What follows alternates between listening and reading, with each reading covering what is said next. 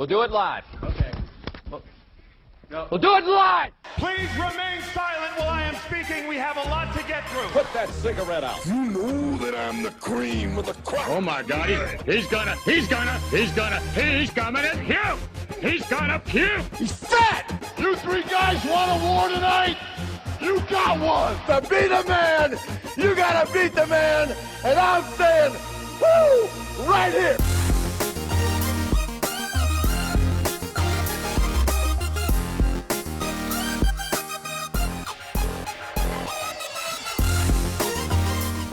Howdy, y'all! We just finished watching Raw Goes Country, and now it's time for the Raw Post Show Goes Country.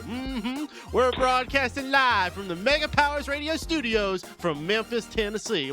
That's right. Mike Rootin' Tootin' Paden. This needs to stop. Yeah, I can't keep that going. Yeah, get the fuck out. God, it was fun to try for a little bit. Yeah, I'm Mike Paden. I'll be leading things here tonight. Joining me tonight, my usual guys, I got lead host of Smark Out Moments Smack Talk podcast, Mr. Tony Mango. How you doing tonight, Tony? I'm doing a little worse after that introduction. Doing okay. Good Raw, I think, overall. Excited to talk about it. You know, I think it was an odd gimmick for tonight, and just like on our show here, I don't think it necessarily worked to help the show, but despite that, I think it did end up being a very good show. And now I want to talk to the person who's generally been a little more cynical of us with these Raws lately, Mr. Stephen Wago, lead host of Unanimous Decision MMA over on the Dream Elite brand. I didn't really hate it. I just didn't like it. It's just one of those mesh type of shows. It had some good and had some bad. There wasn't anything really ugly on the show, though. Really? You didn't consider like the country performance pretty ugly? Well, I didn't pay attention to it, so it's kind of hard to find something ugly if you're not listening to it. Lots of surprise appearances, which I think is the biggest thing we can say about tonight. Yeah, there were a few guys that I wouldn't say I marked out for, but I was happy to see them. Absolutely. So before we start digging into everything tonight, we just want to let everyone know that you are welcome to join in the conversation at any time by dialing in with area code 760-512-7247. That's area code 760-512-7247. You can also go to the broadcast page on Blog Talk Radio, click on the little Skype icon that's right above the player, and you will be dialed in via Skype if you are listening to us on your computer. Unfortunately, right now we seem to be having a little bit of issues with the chat room. I'm still trying to get it launched, so I apologize if you're trying to get that in. You're not having problems yourself. It's Blog Talk Radio. I cannot get the chat launched, so I'm going to be working on that throughout the show. Hopefully we'll get it up there, but for now it's just going to be us talking. Apologize, guys.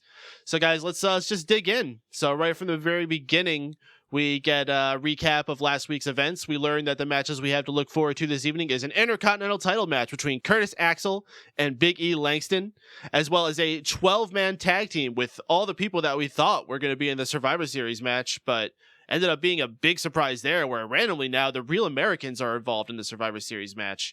We'll talk a little bit more about that later, though. Triple H and Stephanie end up being the first thing we see coming out, who are interrupted by Randy Orton, who is pissed off about what happened to him last week. How could that possibly happen under the Authority era and with the Shield around and all that?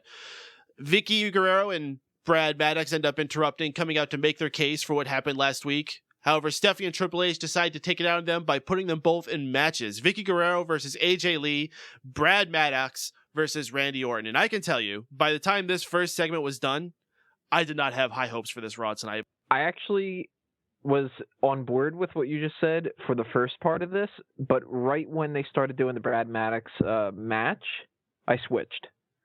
And if they would have just had that segment with Triple H and, running down the whole thing, the only thing that would have been good about that would have been how Brad said, as a man, I want to say this is all Vicky's fault.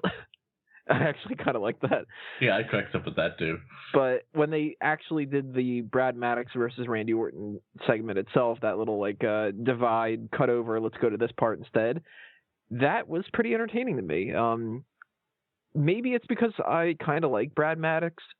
Maybe because they had the referee stop the match, and that's always a good way to make somebody look fearsome, instead of just having Randy Orton get his ass kicked or something like that, and then, I don't know, the Shield comes out and attacks Brad Maddox or whatever. But I thought that was a pretty decent way of putting some heat on Randy Orton, especially the weird thing about it, against somebody who is supposed to be one of the heels, essentially. And I don't know, maybe he's a babyface now. As far as I'm concerned, the opening segment, I don't really see what it did to accomplish anything. I suppose they're trying to instill this whole, the Reign of Terror's back type thing, but I think it was kind of unnecessary. I mean, I enjoyed watching Maddox get smashed by Randy Orton just because I don't like the character.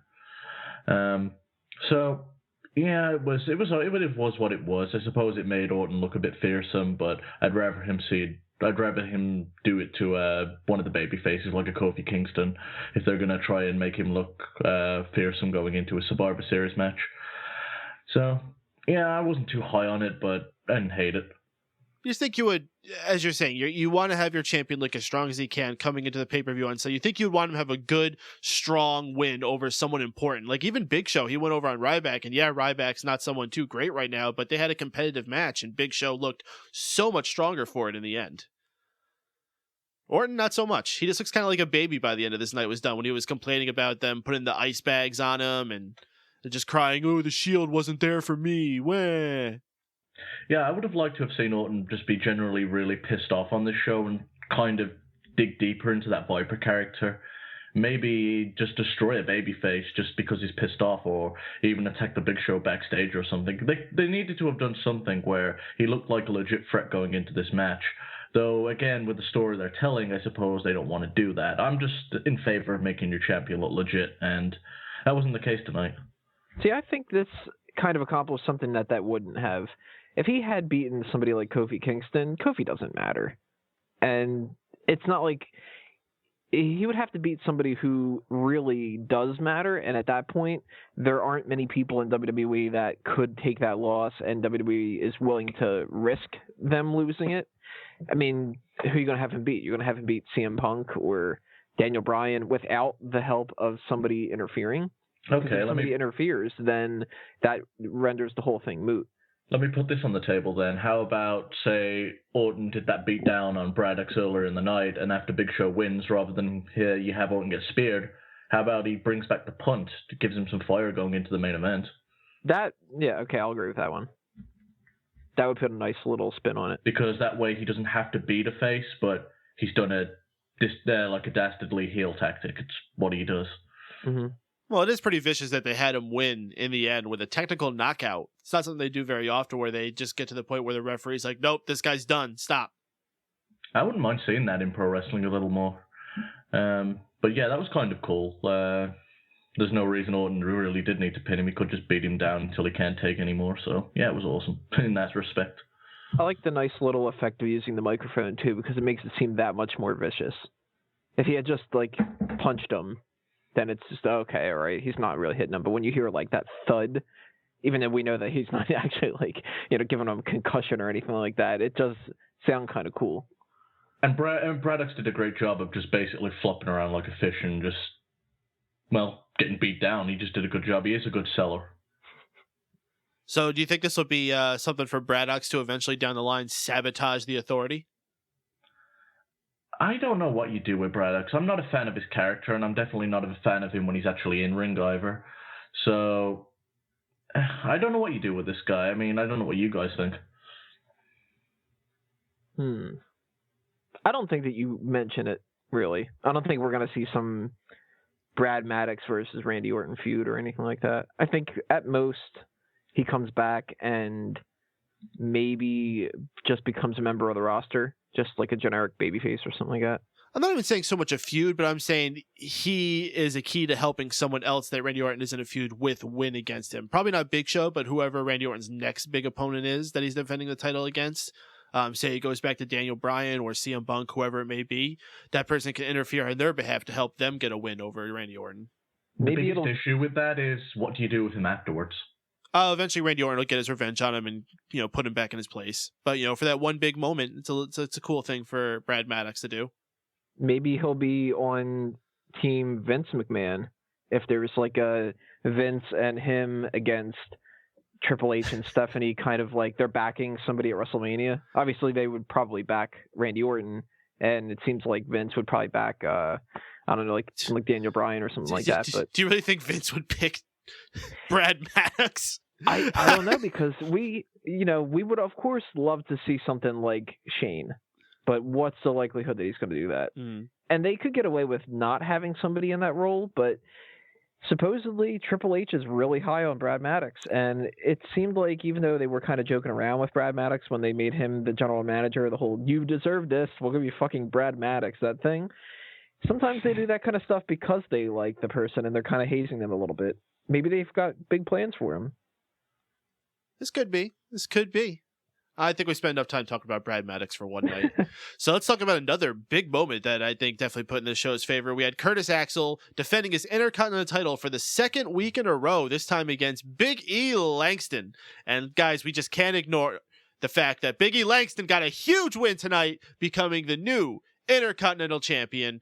Congratulations, Big E Langston. I think we're all extremely happy about this. It's been a long time coming, and Big E Langston hopefully will bring a little bit of prestige back to this, because I was hoping for Curtis Axel to do that too, but unfortunately he did not. Big E Langston, I think that has the crowd behind him enough to where he can make a big deal out of this. I mean, the way the crowd was behind him that tonight, the pop that he got after he got that pin, the way he was posing with them holding the title, and he's got a new theme music that I think is going to get people jumping in their seats a lot more than the previous version. So Steven, how'd you think of Big E's big win tonight? I was very happy about it.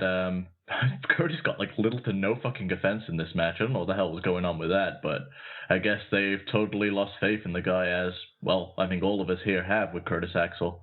So it was nice to see Big E get a lot of offense in, look really good in this match, do an Ultimate Warrior-like splash, which I found rather comical. And his big ending move, what he normally does, didn't look like utter shit tonight, so that was a good thing too. That's because of the excellent selling skills of Curtis Axel. Shit, make him a jobber then. Jobber, put him in there to make other guys look good. Best jobber in the world. But yeah, I was overall happy with the match, and I'm very happy that they're finally putting the belt on Big E. I'm with you where you mentioned in the chat earlier that they should have done it as Survivor Series and gave him a pay-per-view win. With Miz's recent heel turn, which I guess we'll talk about later, I could see those two feuding for the title. It's a good place to go. It's kind of ready. You got to finish up with Curtis Axel. You got to imagine he's going to get perhaps they'll do the rematch at Survivor Series. Pre-show, yeah. It's not a bad idea. How about that pre-show cast we got? Bret Hart and two other guys. I don't know. Foley and Booker. Two other old geezers. Foley and Booker are the two other ones. Two old geezers, yeah. Yeah, I could do without Booker T, but I don't mind listening to Bitter Brett and Mick Foley talk. Tony, what'd you think about tonight's big win for Big E? I loved it. I really liked it a lot. I mean, Big E's not my favorite guy on the roster or anything. Not to say that I dislike him or anything like that, because that's far from the truth. But there's something that I really enjoy whenever you can see a lot of fans get behind a title win that also makes me happy about it, even if I don't necessarily agree with it. Now, I've wanted Big E Langston to win the title away from Curtis Axel for a while now, because I think Curtis Axel was doing jack shit with it.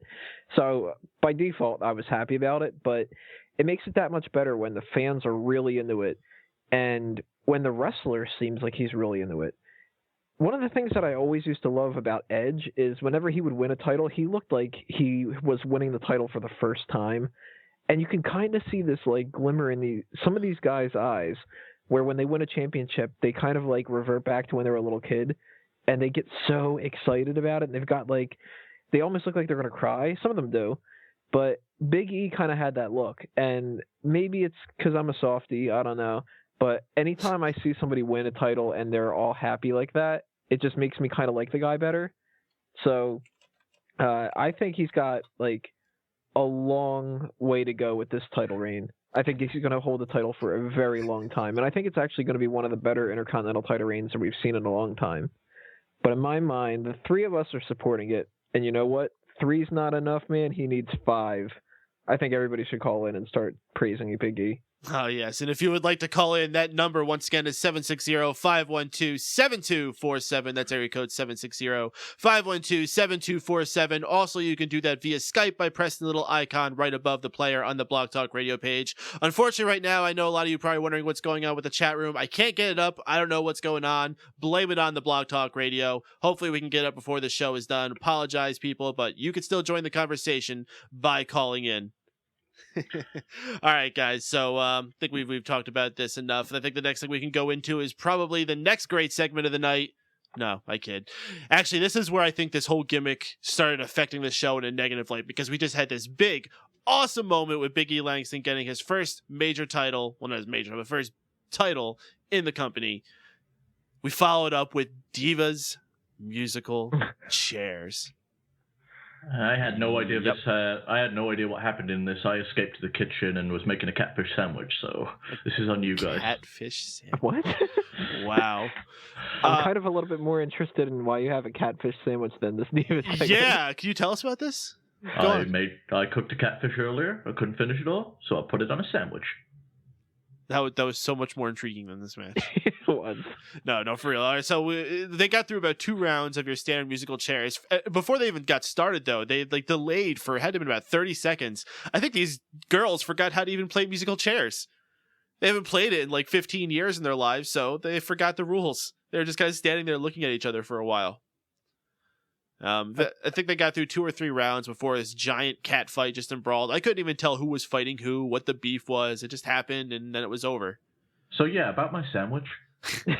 The only great part about this is directly in the middle of it, our savior, JBL, sums it all up by saying, "This is the dumbest thing I've ever seen." He also followed it up a little bit later, maybe a minute later of it, with, "People are chanting for Jerry. I don't blame them. I'm chanting for a commercial." I love it when the commentators shit on a really bad segment. Michael Cole used to do it during his heel run, and shit, I'm glad JBL's doing it. Now here's my question. Why put out a segment like this if you're just going to have someone shit on it? Or is that the whole reason they do segments like this, so they can get the JBL character over by saying the things he does during them? Maybe it's to appeal to the people like us. Maybe they kind of they don't want to put any real effort into it, and they gotta know that most of the divas can't really wrestle that well. So maybe if they think if we don't take it seriously, nobody else can take it seriously, and they could just kind of laugh it off and use it as that bathroom break, because it's obvious that they do that. And maybe they're allowing the commentators to shit all over it because they don't want us to think that they are actually putting stock into it. You know what, though? I'll fucking take this over Cowboy Cobra, which we probably would have got tonight, so... Shockingly, we didn't. Yeah, I know. Fuck it. Yeah, how appropriate was it that Natalya was the first one eliminated in this musical chairs contest, though? The only other person that was eliminated was Alicia Fox, which the funniest thing about that was... she got squeezed out. She has been on Total Divas, and she was on the not on Total Divas team. And when they announce who the teams are, and it's the people that aren't on Total Divas and whatever, Alicia the people that didn't make it is what they used. She cheered for not being on it. It was woo, and then she kind of went oh yeah, I guess I shouldn't cheer. Awful segment, terrible. Huh. Wrestle crap. Totally. So we move into our Battle of the Baldies. We got the Big Show going against the not buried Ryback. Honestly, this match wasn't too bad, I gotta say. For 2 random big guys going out there with no steam going behind it, I think they put on a decent show. Ryback managing to lift Big Show up for the shell shock, and shockingly does not get the pin. I honestly thought for a second there they were going to give this little bit of a surprise victory to Ryback, but no. Big Show did what he had to do. He got the win, looking strong going into Survivor Series, getting the pinfall after the WMD. So it was what it was. Steven, what'd you think about this? I mean, I know you've been supporting Ryback. Ryback might still have a little glimmer of hope here. For a guy that's getting buried, he looks fucking awesome tonight. He looked like a legit threat to the #1 contender for the WWE Championship, so I suppose that's better than nothing going on in his career right now. But he was just pinned by R-Truth last week. Well, R-Truth's getting a push. No, R-Truth, the guy R-Truth is standing next to is getting a push. I don't know what they're doing with those, but as far as this match goes, it was entertaining. I normally don't like big men matches, so this was a pleasant surprise, and yeah, the finish of the match was actually pretty good too, where he pushes him off from the shell shock and hits him with a KO punch, so I enjoyed it. These guys actually work well together. Probably wouldn't want to see it again, but I was okay seeing it tonight. Tony? Since they had this match and it wasn't really that great, it really makes me kind of happy that we didn't get that at WrestleMania. As much as I thought that it could have been better, this really wasn't that great. I really liked the shell shock. That looked cool. And something that I thought was pretty funny in it was Ryback, when he usually does that stupid kind of thing that he yells out. Today he yelled out, "Stupid giant." Oh, I need to mention one more thing. You know when he was backed up into the corner, he went to do that whole "feed me more" chant, and then realized he wasn't a babyface. He was like, "Feed me," and then cut himself off. They just took away the more. That's how they're burying him. He could just yell, "Feed me" from now on. Feed me. I'm not gonna have a job that much longer. But yeah, sorry about that. Continue.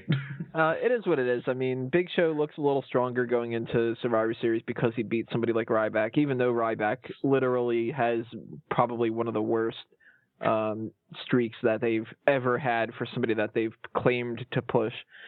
But Ryback more so looked stronger in this than, he took a bigger step forward than Big Show did. And maybe that means something. Maybe it doesn't. Maybe he just kind of was told, go out there and do what you want. And Big Show likes him and wanted him to look good. But whatever it is, the shell shock was cool. So that's positive to take away from it. Big Show continues looking strong going into Survivor Series. Someone that probably isn't going to be at Survivor Series this year, Zack Ryder. We see him backstage chatting with Florida Georgia Line, interrupted by the newest incarnation of the three-man band. Last week they were the Union Jacks. This week they're the Rhinestone Cowboys. Bum, bum. Which was completely stupid because Rhinestone Cowboy is a disco song. Great job. Whoops.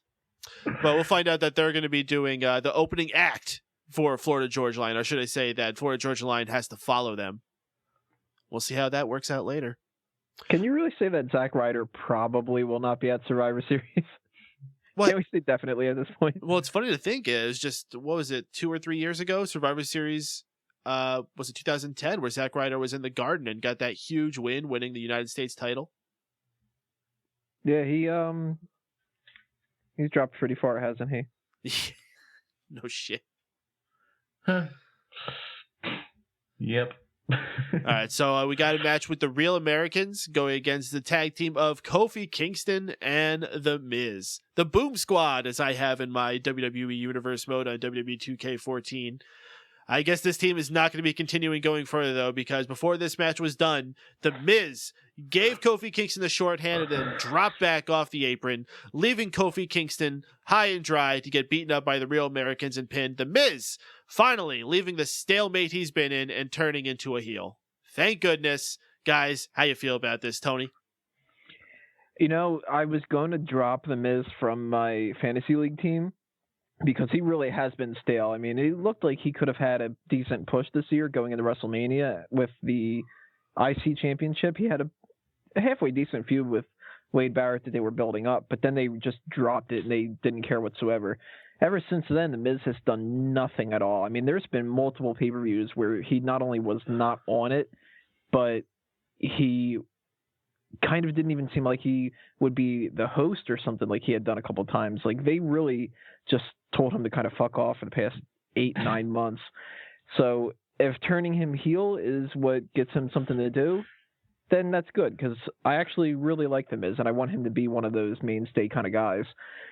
I liked the idea of him turning babyface originally, but they clearly didn't put any thought into it, and he needs something better for the future.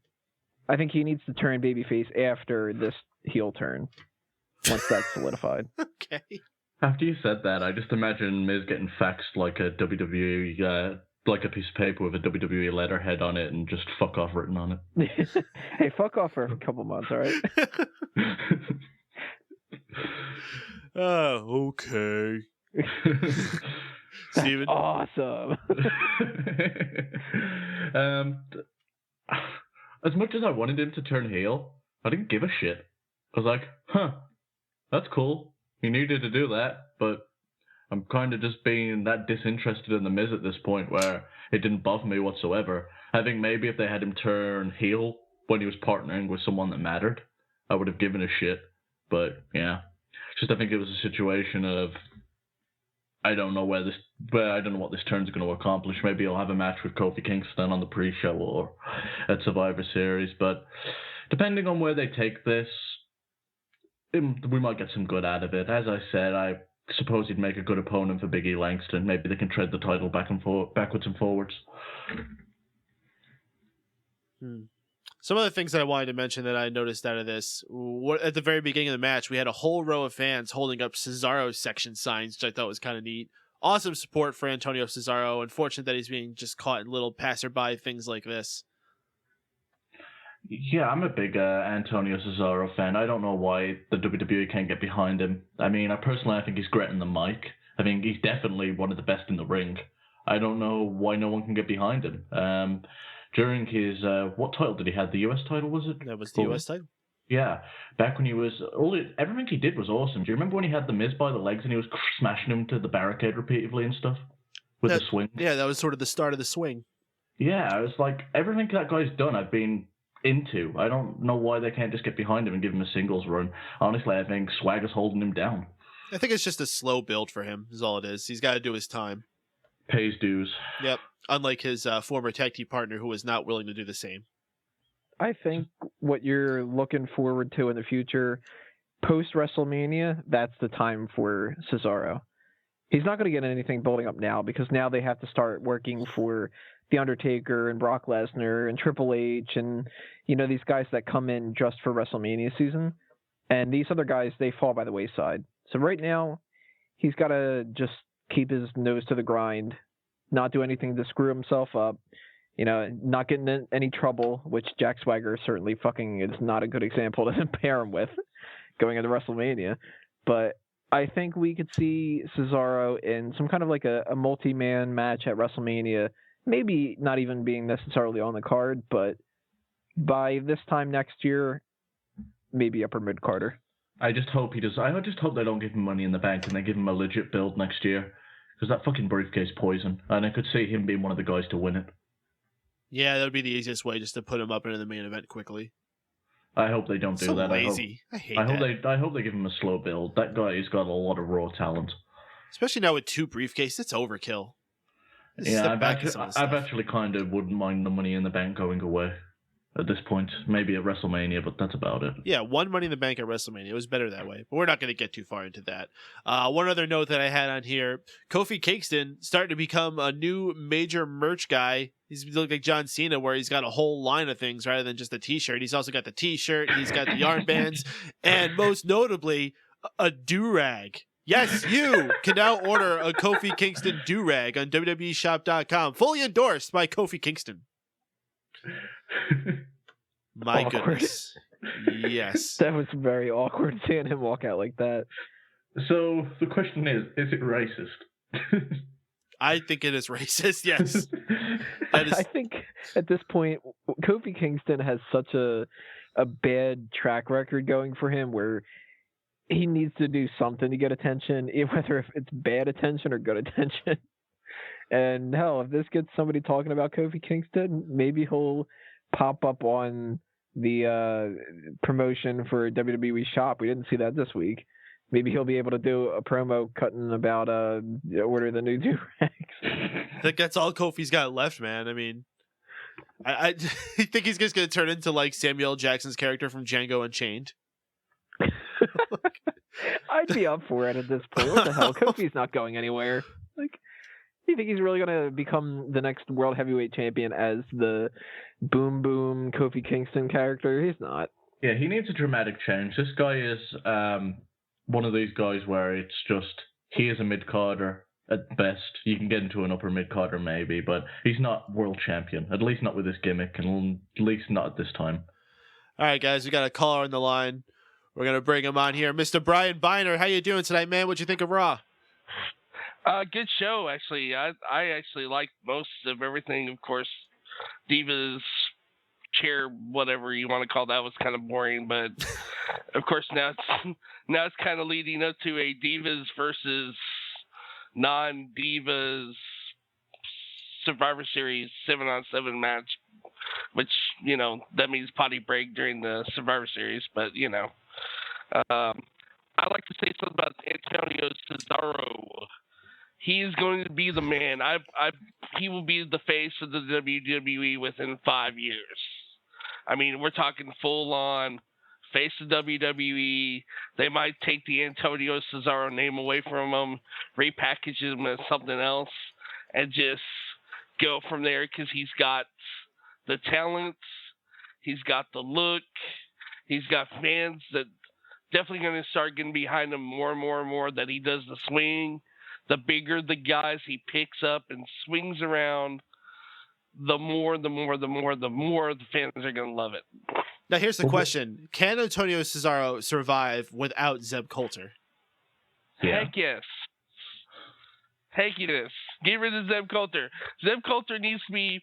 I like Jack Swagger with Zeb Coulter, but he needs like other Americans, not Antonio Cesaro that's supposed to be from Sweden or who knows where anymore. Yeah, he needs those guys. We just saw what happened with Miz. Wouldn't Miz be a good person to slot in there, take that spot, let Antonio Cesaro go off on his own, take that face spot that Miz just dropped out of? Kofi Kingston. No. Yeah. Give Antonio Cesaro a do-rag. Yeah. No, I don't think the Miz needs to be on his own. He's a good, solid B+ player as a singles wrestler. Yes, he was great with John Morrison, as tag team specialist, but I think now they've kept him away from that too long, and he just needs to go stay the mid card. If you want to throw anybody over there, you could bring up some people from NXT or something like that and just start a new kind of Zeb Coulter as like Bobby the Brain Heenan type style manager where he's got like 5 or 6 wrestlers, which that's what I thought they should have done with they could do that with even Brad Maddox, take him out of the GM spot and make him a manager of some sort of, even a face faction or something.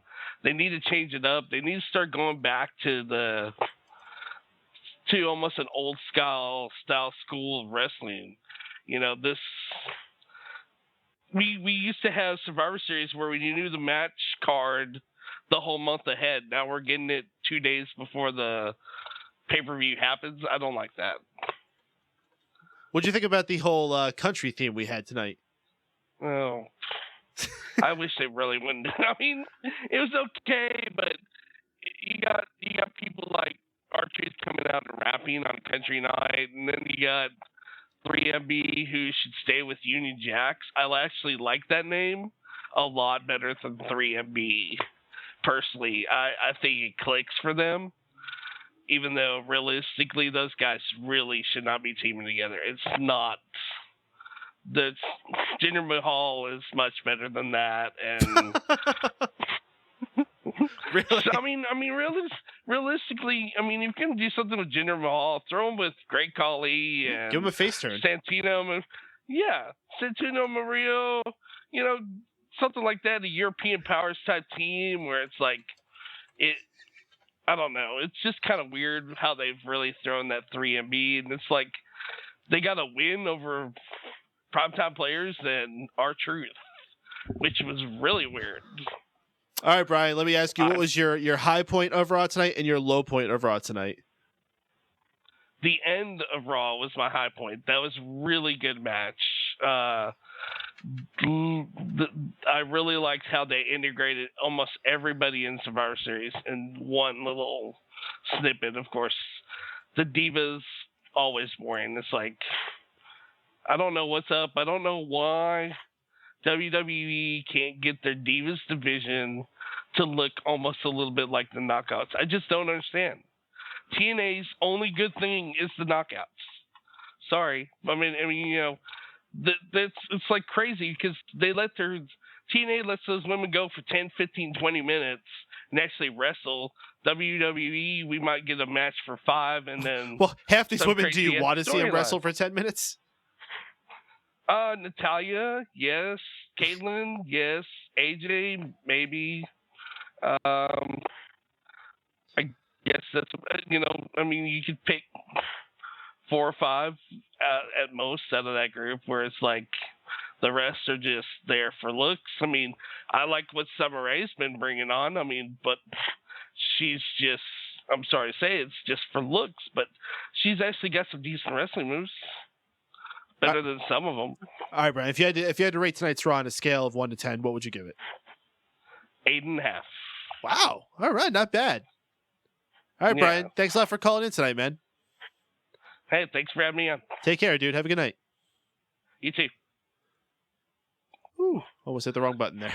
All right, we appreciate the callers coming on. We had someone else come. Ooh, why isn't this going away? We had someone else calling on the line there. We had you on wait. We apologize. Do call back in if you'd like. Anyone else, please feel free to call in. Area code 760-512-7247. That's area code 760-512-7247. Or you can call in using the Skype option by going to the Blog Talk Radio page, hitting that.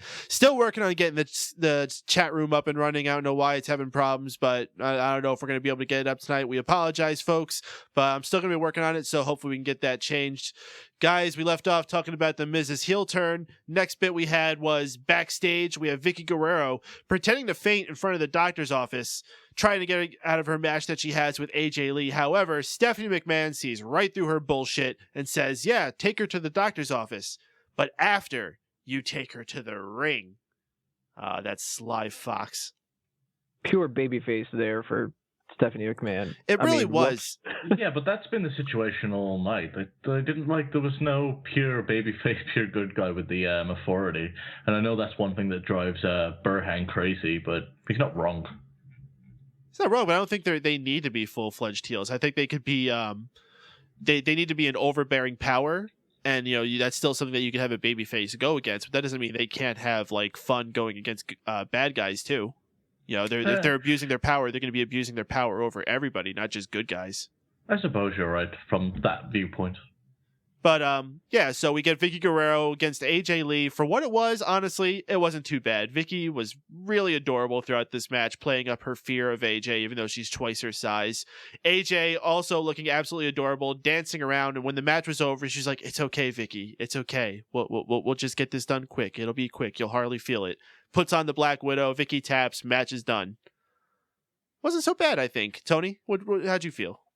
I actually hated it. Oh. This was like maybe my least favorite part of the entire night. The thing that I really didn't like about it, I mean, I hate when Vicki does the whole screaming thing because it's just something that bothers me. And maybe it's the fact that that's her voice, or maybe it's just the way that I've heard it so many times and I'm sick and tired of it, and that it's not as funny to me as what they hope that it should be.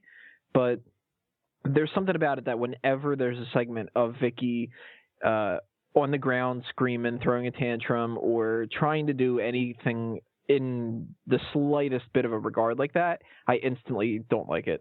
And this went on far too long. I just thought it was stupid. Steven? I didn't like the fact that she fucking didn't sell the submission after she got locked in it. What are you talking about? She got stretchered out. She had a temper tantrum literally as soon as it was locked off. She didn't hold her neck or anything. It looked fucking ridiculous. There's like no reason for her to be stretched out after that. It was stupid as hell. It looked really bad. I didn't understand why it was even... I don't understand what it accomplished either. I mean, AJ's meant to be a heel, right? So it's just another situation where, what the fuck? Yeah, I mean, overall, I think the biggest miss tonight overall was there was nothing really done to promote Survivor Series all that much. Yeah, that's what I'm getting at. It was like the segment that opened the show. There was nothing that it accomplished going into Survivor Series. Neither did this one. It was just a lot of dumb as far as a lot of good on this show. I can't think of any way that this Vicki thing influences the Divas match on the Survivor Series card. Maybe Vicky's going to be on Total Divas. I hope not. Just guarantees that Vicki might not be on Survivor Series, so that's a good thing. So I think what was a dark horse segment for this night, we had Damien Sandow and Dolph Ziggler backstage with Triple H. He tells them to go out there and make some music with each other. And at first, like, what could that possibly mean? Well, literally, they had the ring full of musical instruments, keyboards, drums, basses, violins, guitars, banjos. It was all in there. So Damien Sandow, Dolph Ziggler come out, and you know what? They actually made an interesting, intriguing match out there. It was fun to watch. The use of the instruments as weapons was both fun and still kind of hardcore.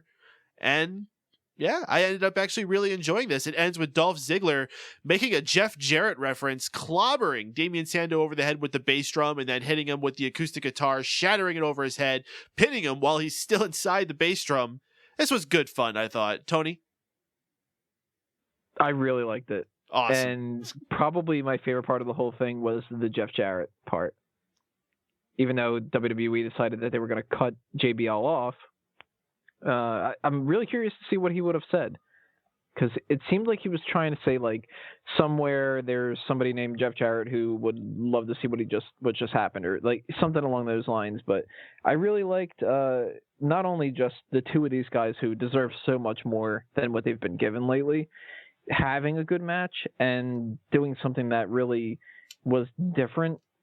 Because if they were going to have, like, the two of them making music and have another fucking musical chairs thing or something like that, I really would have hated it. Or if they would have had the two of them go out and, I can't even think of, like, some of the stupid crap they probably would have come up with. But just, you two can work, go have a hardcore style match, and give the people some entertaining action that they want.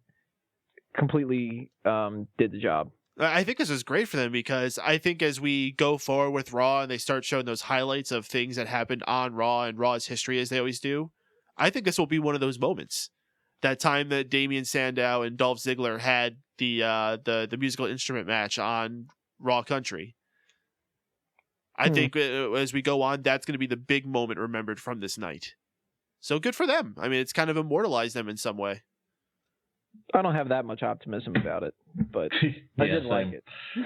I would have found kind of dumb about this. It was like Triple H was saying, all right, you guys get to resolve your personal issues tonight in this match. Wait, these guys have personal issues with each other? Yeah, that kind of threw it off, too. You know what? I would have just preferred them if they went, hey, you guys need to have a match. You're going to kick the shit out of each other and you can use these weapons. I would have been okay with that. The match was entertaining for the most part. It started off where I was unsure if I liked it or not, but as we got further into the match, I thought it was fun. I was just thinking to myself, who's going for the drum? Who's going for the drum?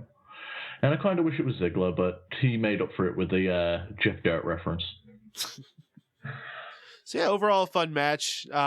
Once again, doesn't do anything for Survivor Series, but you know what? I'm okay with it. Fun segment they had on Raw tonight. Went well with the gimmick. I guess if anything they did tonight that went well with the gimmick, it was that. It might actually do something for Survivor Series. Who knows? They might add these two in like a standard match on the card or something. I wouldn't be surprised if we get an unannounced Survivor Series match and they end up getting thrown in it.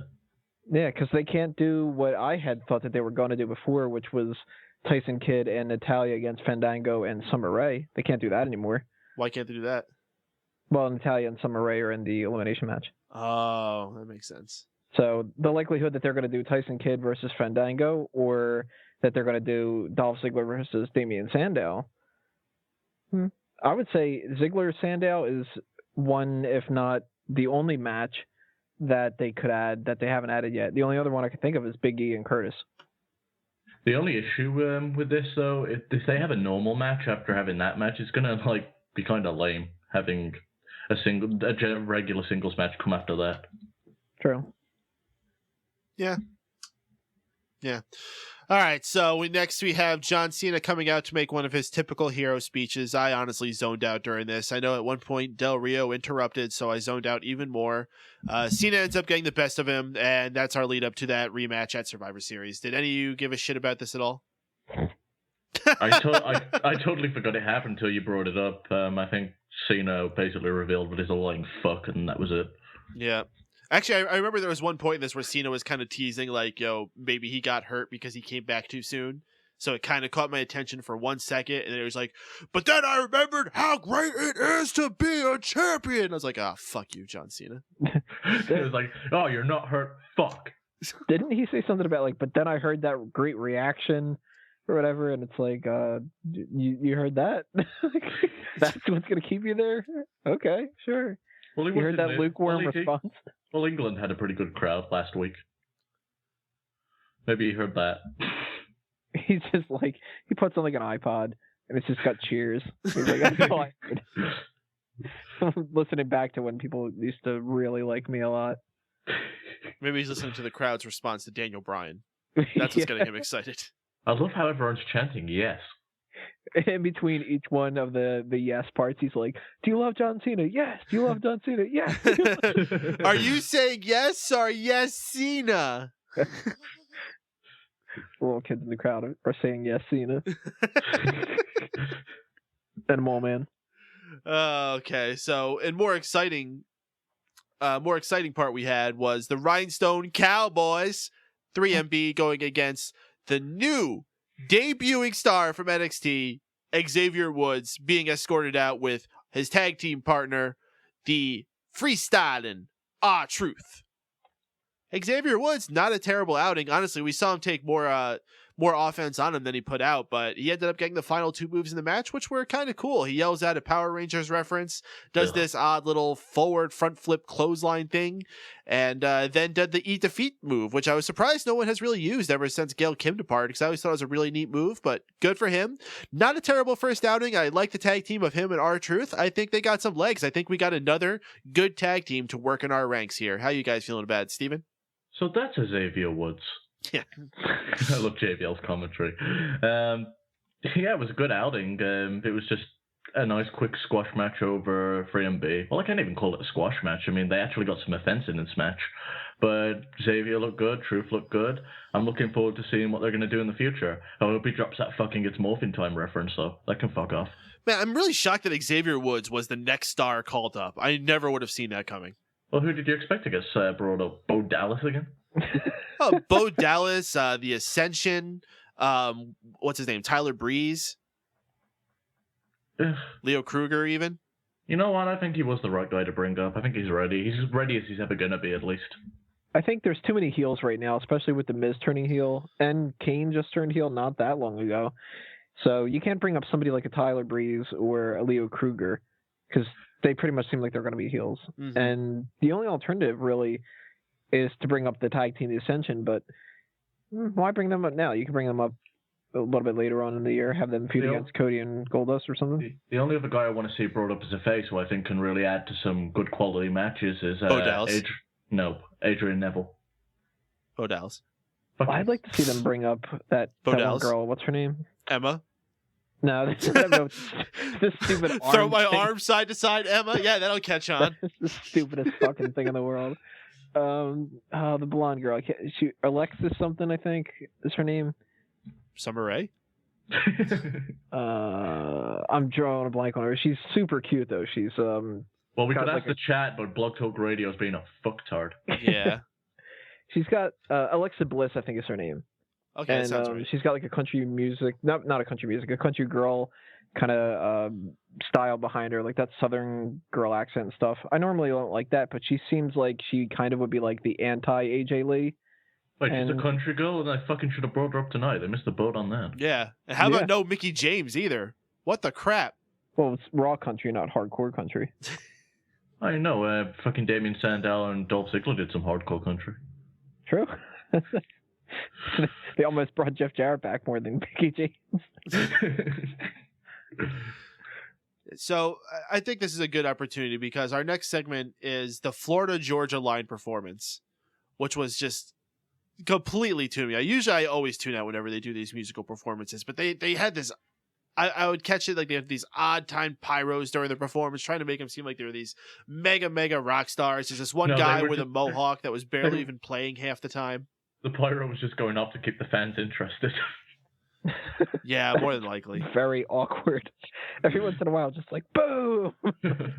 They might as well have had Wade Barrett yell that in the Boom!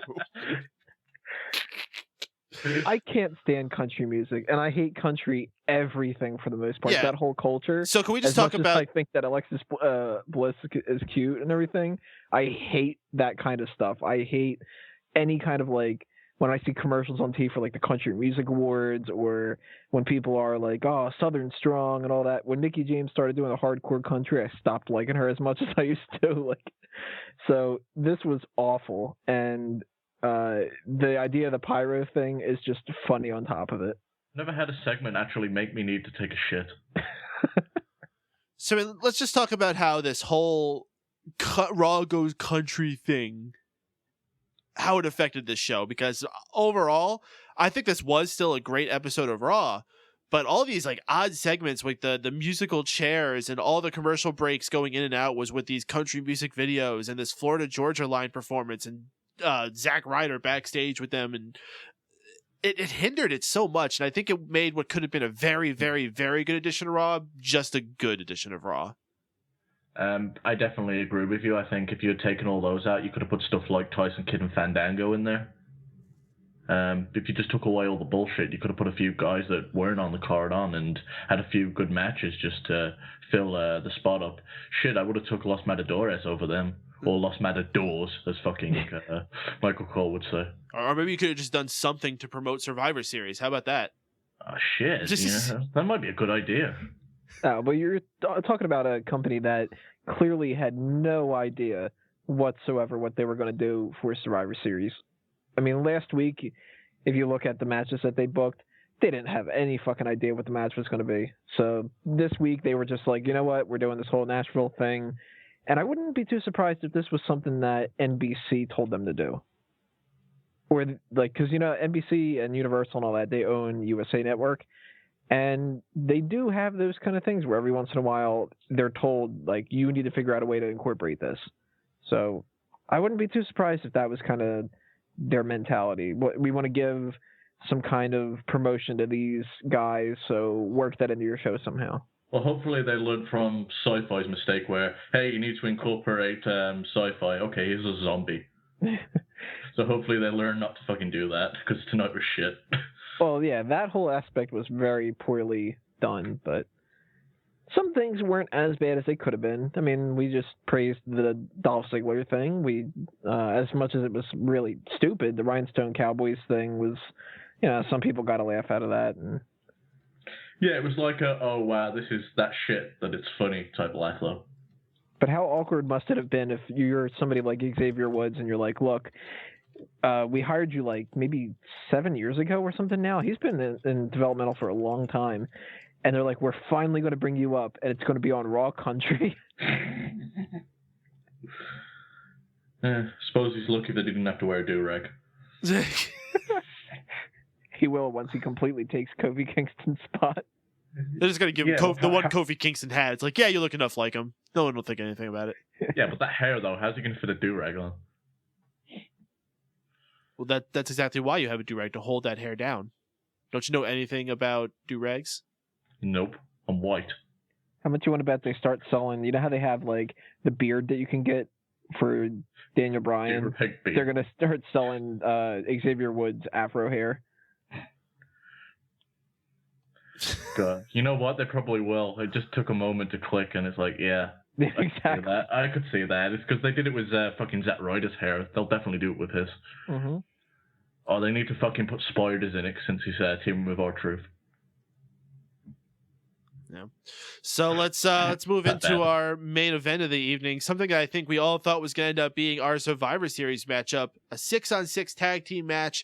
Daniel Bryan, CM Punk, the Rhodes brothers, and the Usos going against the Shield and the Wyatt family. Now, initially when we saw this going on, we thought, oh, well, maybe they're doing this because if you had to do an elimination, you have to get Bray Wyatt in there, and he can't wrestle. Well, hey, Bray Wyatt wrestled there tonight, so there goes that theory. So what the hell are they thinking? The match that we ended up getting at Survivor Series is now going to involve the Real Americans? What? And apparently there was a mystery guy, which I could only believe is the man who returned this evening, Rey Mysterio. So lots of weird shit went down here. Overall, though, I think we had a very entertaining matchup between all these guys. Started off a little bit slow, especially when the Wyatts were in there trying to get what they were calling their offense, and there are a lot of just punches, which wasn't much. Luckily, it was kept short, but it still dragged. I don't know, guys. Are you excited for Rey Mysterio to be back? Are you excited for the Real Americans to be part of the Survivor Series matchup? And what's going to end up going down with the Shield and the Wyatts? We saw a little bit of teasing dissension between those guys. They barely got along throughout the entire evening. Tony, what's your thoughts through all this? All right, this is going to sound very pessimistic. The Usos are doing so much better than what WWE probably expected them to be, but they're not going to get rewarded in this match. They're the two people that are going to get their asses kicked on that team. On the opposite side, you've got the Real Americans, which the two of them, or at the very least, Jack Swagger, are going to be just quick eliminations, kind of. Seth Rollins, of course, he can take the fall for the Shield whenever they want to kind of do that.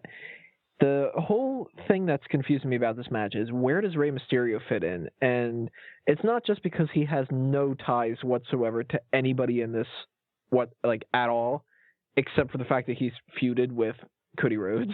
That's pretty much the only tie he has. But are they really going to make Rey Mysterio the big draw for this match? Because they're not putting a whole lot onto Cody Rhodes and Goldust. And this isn't going to be a match where somebody like Cody Rhodes becomes the sole survivor, because that takes away a little bit too much from the tag team division. I think that what we're going to end up seeing is Rey Mysterio as the guy that they build this around on that team. Cody Rhodes and Goldust kind of take a step back a little bit. But the main person I'm going to look forward to in this match, and the person that I'm going to just spoil one of the articles I'm going to write later on this week, is the guy that this match is going to kind of focus around is Roman Reigns. Woo! And yeah, I think what we're going to see here is we're going to see Rey Mysterio as that tentpole guy on that team, and Roman Reigns is going to be that guy that eliminates half, if not all, of those teammates, and he gets the last thing on Rey Mysterio. I can see that. I think that'd be cool. I think it's Roman Reigns' time. Mm-hmm. As far as I see the match going, I see pretty much everyone getting knocked off on Rey Mysterio's team, where he has that underdog comeback and eliminates the remainder of the opposition's team, and then gets caught off by Roman Reigns at the end. So I definitely agree. He does just seem really out of place, but I guess it's just they feel the match needs more star power, I suppose. Really weird put together match. I don't understand the logic behind it. I think tonight's match should have been what went on there as a 12-man elimination. And as far as the match that we got tonight, I wasn't all that big of a fan of it until the last half of it. It seemed really sloppy throughout. The pacing was off. And until the big comeback with CM Punk, I was really out of this match. I don't know how you guys felt. There was a long period of time where Cody Rhodes was just getting beaten down, and that went on for about 4 or 5 minutes. That definitely dragged. Yeah, and then they did the same with Daniel Bryan, and it was boring too. I didn't pay attention to the match at all. So you was out of it then? Completely. So it wasn't just me, and that's a rarity when you have those guys in there. And maybe the Wyatts were the cause of it. They definitely were. Just having them on the ring side made me disinterested. Part of the reason, honestly, that I wasn't really that into it, and it kind of sounds like, oh, you're fucking joking about it, but I honestly thought that the person who was going to pop up was going to be Rey Mysterio, and I hate whenever Rey Mysterio pops up because I'm just not a big fan of him. Don't worry, he'll get injured soon. Yeah, so I was just kind of looking at this as this is a stall until Rey Mysterio pops up, and then as soon as he came down to the ring, it was like, oh, look at that, all right. No interest. Yeah, I think I've been overdone with Rey Mysterio over the years, where to the point he's had that many returns from injuries that I don't get excited for him. I'm almost anti-excited. So do we at least hold excitement for the potential Shield versus Wyatt feud we may still see appear somewhere down the line? No, because it'll be shit. I don't know. That's... The fans pop for it, but the actual match is going to be shit. Yeah, that's really tough. The characters are good. I think it has to be a one-off match. You just have to keep building this and keeping the guys somehow separated until eventually they get that big 3-on-3 match. At WrestleMania? Maybe WrestleMania. I guess that's the only option once we're past Survivor Series. The Shield's going to have to carry those guys, though, and with their characters, I don't see how they can do that in that match. It's going to be really fucking awkward. And the Shield's got to be the babyfaces, meaning they're going to be taking the beating throughout most of the match. It's just going to be a clusterfuck. I would see the Shield taking the beating and possibly even the loss. And that would probably be what would lead to the dissension of the Shield completely breaking up and the Wyatts being the dominant trio. If they really wanted to make the Wyatts a dominant monster trio, that's what they would have to do. I just don't want to see it. I just think the ring work's going to be that fucking bad. Oh, I'm on with you there, man. I agree.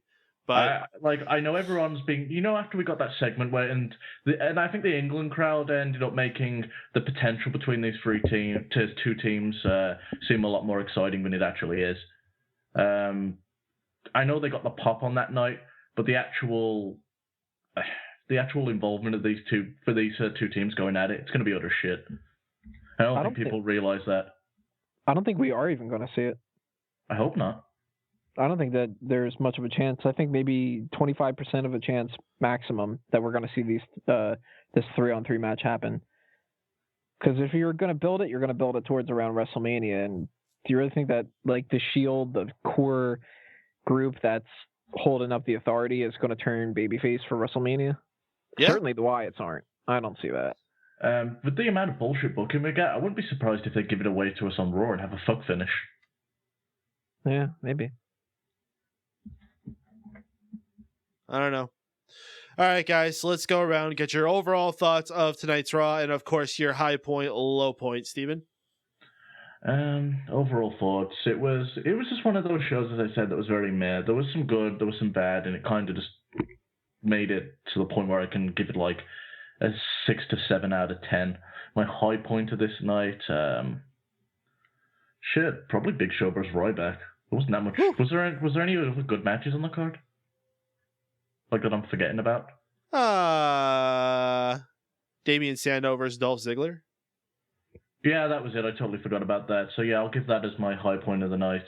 Low point of the night, probably fucking AJ versus Vicki. Huh. Tony? It's kind of tough for me to pick for both of them. Something else I wanted to kind of mention that we didn't touch upon yet, and I'm not sure if this was just my feed or if it was everybody else's too, but did anybody else see the messed up promo segment switch over when they did the production notes? Yes, and Michael Cole lets out a little bit of a chuckle when it happens. Yeah, I'm sure that was the low point for the people backstage, but as much as I didn't like Del Rio, or I'm disappointed that Mysterio is the person that's popping up, and I really can't stand the whole Vicki thing, overall my low point has to be the combination of the whole country thing. And that includes both the pyro musical performance and the Diva's musical chairs thing. The high point, I got three things that I can't really decide too much on. I loved the Jeff Jarrett thing. I loved how Xavier Woods is teaming up with R-Truth, and that seems actually pretty damn entertaining. But I guess if I have to edge one out, it's Big E Langston winning the title. Yeah. Yep, I'm with you there, man. I think we could certainly say this is a Raw that was filled with highs and lows. It was just back and forth so much, and I think that's why we're all left kind of like unsure how to feel about tonight's Raw. Yeah, it was a very roller coaster feel all night long, and that's why I'm just so meh after the show. I don't know how to feel. So for me, where it peaked tonight would either be the Big E Langston title win or the Damien Sandow Dolph Ziggler instrument match. I think for the short term, I would have to say the Big E Langston title win. That's a moment that was really special. It was cool to see how happy he was, him standing with the fans, really getting into it. But as I said before, I think long-term, that Sandow-Ziggler instrument match is going to be remembered more as the big thing for tonight. But the low point, oh my goodness, Diva's musical chairs. That was absolutely atrocious. The only benefit of it was when we got to hear JBL ripping it apart. I totally want to buy Survivor Series now. Indeed. All right, guys, let's go around one final time. Get your closing words and your plugs for tonight before we wrap things up. Steven, please take over.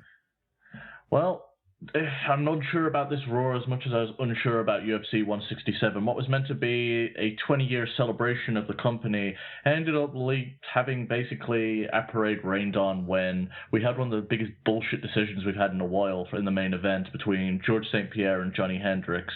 So we're going to be talking about that over on Unanimous Decision MMA on Dream Elite. Keep your ears ready for any announcements that we have on the second edition of Addicted to Anime. We recently did Danganronpa, so that is archived if you want to go check that out. And that's it from me. Tony? As mentioned many times before, my wrestling website is www.smarkoutmoment.com. I'm currently looking for more writers to add to the team, so if you're interested in expressing your opinions, there's a contact form on the website. Go ahead and fill that out, and I'll be in touch. The podcast that I do for that website is Smack Talk, and you can find that at youtube.com/smarkoutmoment, as well as iTunes and Stitcher. We're going to be doing our predictions for Survivor Series this week, so stay tuned for that. I am a featured columnist on Bleacher Report. I've got 3 articles that I'm going to write later on this week. One of them is going to be actually trying to predict the order of the eliminations for the Survivor Series match. So stay tuned for that as well. And if you're looking for everything else under a mango tree, such as Fanboys Anonymous, which is your source for everything in geek culture, go ahead and find me on Facebook and Twitter at A Mango Tree and Tony Mango. And I've taken up enough time. That's good enough for me. Guys, please stay tuned to everything we got going on here. Mega Powers Radio, megapowersradio.com, facebook.com/megapowersradio, and youtube.com/megapowersradio to hear the archive versions of all the awesome shows we got on here. Check out that lineup. We got cool stuff going on almost every night. Also, please check out my wrestling website, keepingkayfabe.com, where we take a spin focusing more on retro wrestling, things in the past, back when wrestling was still fun, unlike most of the shit tonight, which was not fun. So check out keepingkayfabe.com. I'm also getting that podcast relaunched very soon with a new feel, new direction, and all that happy jazz. Stay tuned, keepingkayfabe.com for that. And of course, if you enjoyed listening to this show, please tune in and join us every Monday night following the conclusion of Monday Night Raw here on Mega Powers Radio. We'll be here. We'll be taking your calls. Hopefully, we'll have the chat up next week without the problems that I had this week. Remember, you can call in, you can tweet to us, you can leave messages on our Facebook. We'll take feedback any way we can. We'll get you involved here in the show. Always about community. So we thank y'all for listening. We thank y'all for getting involved. We'll see y'all soon. Thanks to Tony Mango. Thanks to Stephen Waitland. I'm Mike Paden. We'll see y'all next week here on the Monday Night Raw post show.